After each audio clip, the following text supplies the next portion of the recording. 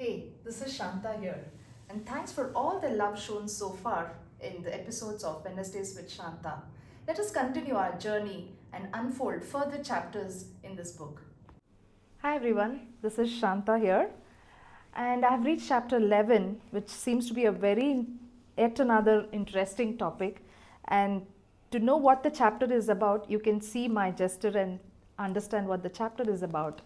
Hi Ram. Namaskar. Namaskar. And that's what our chapter is about. So now I'm quite familiar with the term Bharatanatyam and I fairly understand what it is about. So Bha is bhava, which is the expression. Ra is raga, which is the music. Ta is tala, which is the beats. And natya is the dance, right? So next topic is a salutation. That is quite interesting. Can you explain what is the significance of it? Fantastic. So, even in the traditional way of doing the namaskar, when we basically do this, it's basically I bow to the divinity in you and offer my divinity. In a Bharatanatyam dancer's step, it's threefold. What they do is they basically start with the salutations to the celestial, which is Lord Nataraja in this case. And then the second one they do is actually they even thank Mother Earth on whom they're basically going to dance. So that is the second one. And then as they do, the first namaskar is to the audience who have come to see. So they are looking at the divinity aspect in all the parts of it. So that's a spiritual connection. Wow. That's amazing. And I think this namaskaram is performed in Bharatanatyam through some mudras, right? Anjali Mudra. Anjali mudra, exactly. So that sounds very profound. It's like more than just a greeting, right? What do you think about it? Oh, the way you see a Bharatanatyam dancer begin any invocation, the invocation begins with folded hands, which is the first step for every Bharatanatyam dancer. Now, this would be to the Guru, this would be to Mother Earth, this would be to the Lord Audience. that they start with. Yeah. So, Namaskar has that connect. Yeah. It's a cosmic connect, if you Yeah. It sounds like a simple gesture, but it carries so much of meaning, right? And how does this establish a connection amongst the dance community? Oh, in fact, the dance community is possibly the most revered in terms of their own understanding that every dancer is basically celebrating divinity through their dance that has been taught to them by the Guru. And in one of the later chapters, I think we'll cover the Guru Sishya Parampara as well. The community of dancers understand that first and foremost, I bow to you, I bow to creation and seek the blessings. And I bow to the audience who will encourage the dancer to proceed with the steps as they go into the performance. Excellent, Ram. And I also see that there's some spiritual significance for this gesture namaskar, right? How is that related? So gestures itself, if you look at, there would be a few things which I would remember. I know you have taken some notes. Yeah. So I personally think the namaskar, which is there for the dancer, which is the first steps, would be the way they invoke blessings from the Guru, from nature, and then use that to be the steps that they would follow into a pattern of what is being taught. And this salutation is what will be their first gateway to the whole dance. I see.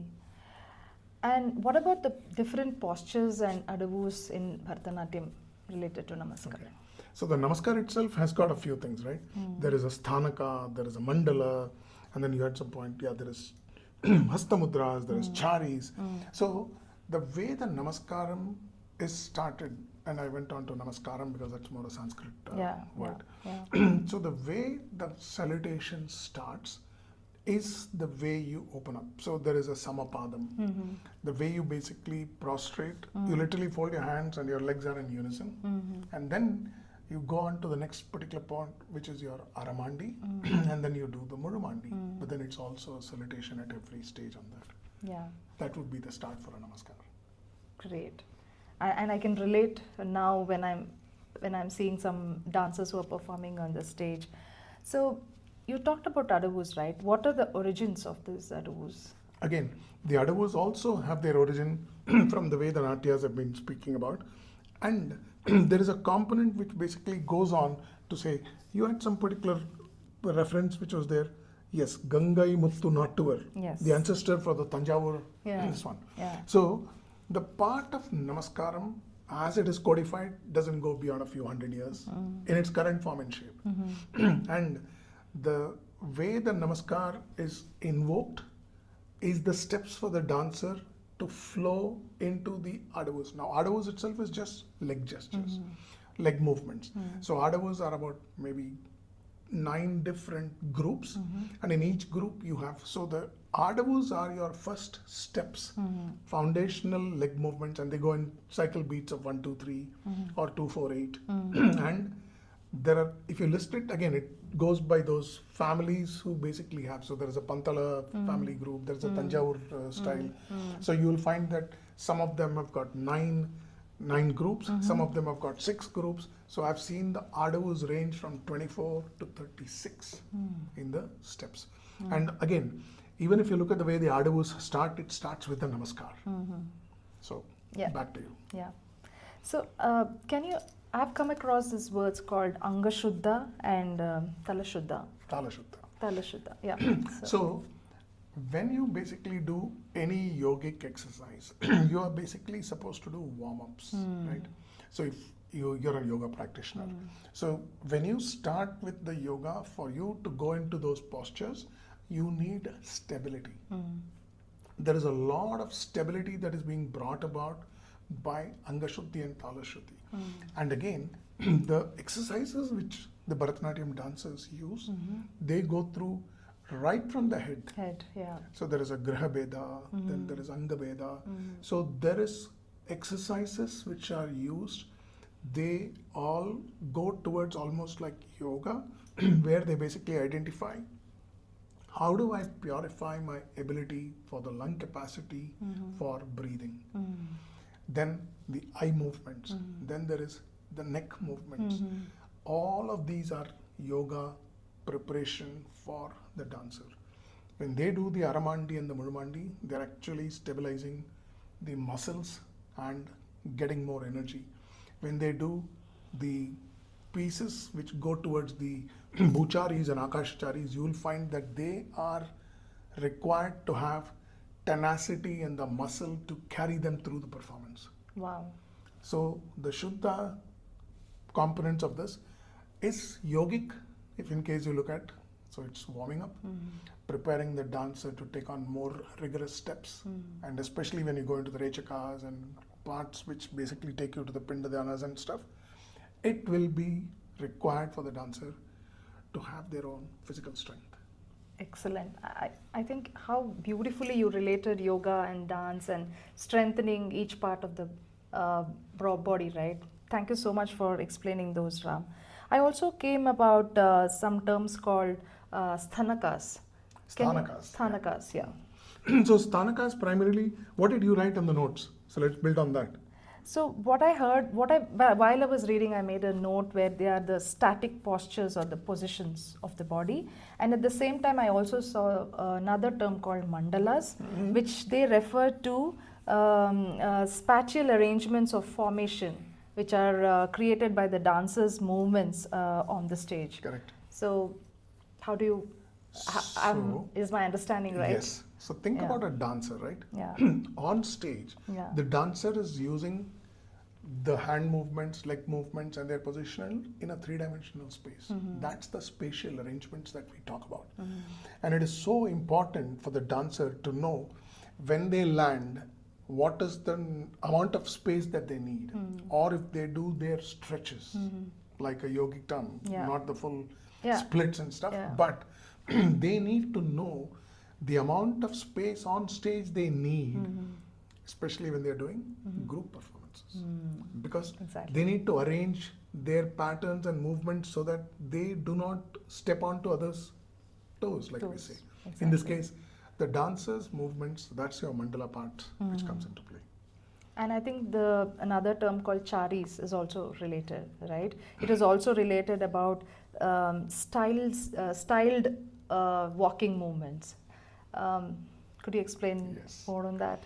So, charis are of two types. There is something called bhucharis, and there is also something called akashacharis. So, bhucharis are leg movements where both legs are on the ground.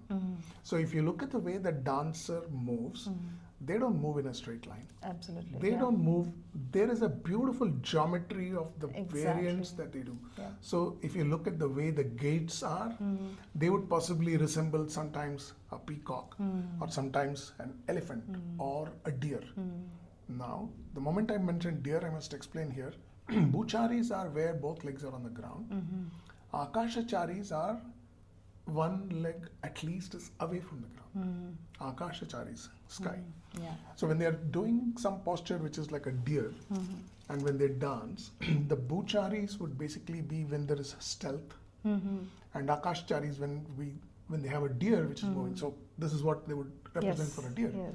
So that's your bhucharis and akashcharis. 16 bhucharis, 16 akashcharis. Wow. And the swaying of the dancer would be included to give them style. Style.